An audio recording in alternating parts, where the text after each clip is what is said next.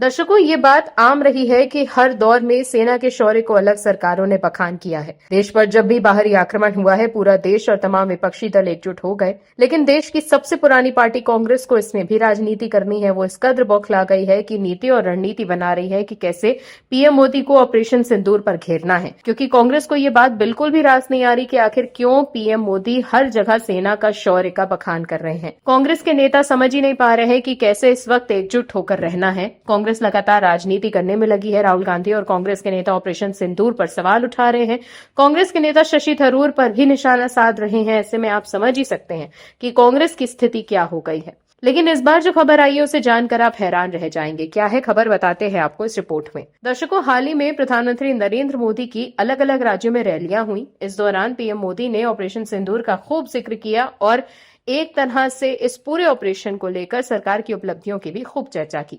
दूसरी तरफ बीजेपी नेताओं ने भी ऑपरेशन सिंदूर को लेकर पीएम मोदी पर खुलकर श्रेय दिया, जिसके बाद अब कांग्रेस ने भी नई रणनीति के तहत बीजेपी को घेरने का प्लान तैयार कर लिया है। एक मीडिया रिपोर्ट में सूत्रों से मिली जानकारी के मुताबिक कहा गया है कि पीएम मोदी और बीजेपी नेताओं की बयानबाजी को देखते हुए कांग्रेस शीर्ष नेतृत्व की इंटरनल बैठक हुई है और इस बैठक में जो तय हुआ है उसके मुताबिक कांग्रेस नेताओं को अब यह निर्देश दिए गए हैं कि ऑपरेशन सिंदूर और सीज फायर के मुद्दे पर पीएम मोदी, गृह मंत्री अमित शाह और विदेश मंत्री एस जयशंकर पर सीधा अटैक किया जाए। लेकिन इस दौरान इस बात का विशेष ध्यान रखा जाए कि निचले स्तर पर जाकर बयानबाजी से बचें, मर्यादित तरीके से सही तथ्यों के साथ और आधार पर ये बातें करें।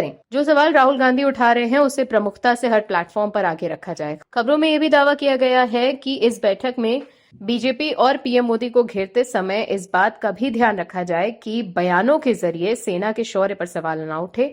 सेना का सम्मान सर्वोच्च है। दरअसल पिछले दिनों जिस तरह से बीजेपी नेताओं की बयानबाजी रही है उससे कांग्रेस को डर सताने लगा है कि ऑपरेशन सिंदूर को लेकर पीएम मोदी को न श्रेय मिल जाए, इसीलिए कांग्रेस के नेता अपनी ही देश की सरकार पर सवाल उठा रहे हैं। दर्शकों, फैसला लेने के लिए श्रेय तो पीएम मोदी को ही जाएगा। विपक्ष का मतलब ये नहीं होता कि सरकार के अच्छे कामों पर भी आप जबरदस्ती निशाना साधेंगे।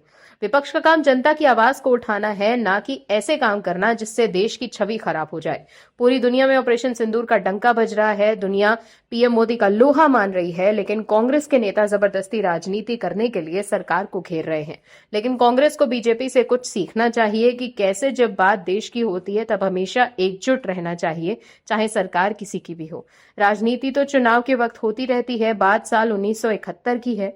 जनता पार्टी के नेता अटल बिहारी वाजपेयी लोकसभा में विपक्ष के नेता थे। इस समय इंदिरा गांधी प्रधानमंत्री थी। अटल जी ने एक बहस के दौरान इंदिरा गांधी की तुलना देवी दुर्गा से कर दी थी। उन्होंने ये बात उस संदर्भ में कही थी जब भारत को पाकिस्तान पर 1971 की लड़ाई में जीत हासिल हुई थी।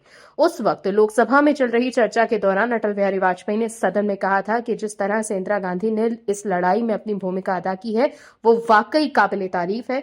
अटल जी ने कहा था कि हमें बहस को छोड़कर इंदिरा जी की भूमिका इस बात पर करनी चाहिए कि जो किसी दुर्गा से कम नहीं है। उन्होंने उस समय ये बात कहकर राजनीति में एक नई मिसाल कायम की थी। लेकिन आज जब प्रधानमंत्री मोदी ने ऑपरेशन सिंदूर के जरिए दुनिया को भारत की ताकत दिखाई तो पीएम मोदी की तारीफ करने की जगह कांग्रेस के नेता पीएम मोदी और विदेश मंत्री पर निशाना साध रहे हैं। वहीं कांग्रेस आलाकमान से निर्देश मिलने के बाद कांग्रेस नेताओं ने पीएम मोदी पर निशाना साधा और साथ ही उन पर हमला करना शुरू कर दिया है। कांग्रेस नेता पवन खेड़ा ने पीएम मोदी पर निशाना साधते हुए प्रेस कॉन्फ्रेंस में कहा कि पीएम मोदी प्रेम चोपड़ा और परेश रावल की तरह डायलॉग कर रहे हैं कि खून की जगह सिंदूर बह रहा है, जैसे फिल्मी डायलॉग दे रहे हैं। उनसे जवाब पूछो तो डायलॉग सामने आ रहा है। Bureau report, OMH news. आप दर्शकों से विनम्र निवेदन है कि चैनल को सब्सक्राइब जरूर करें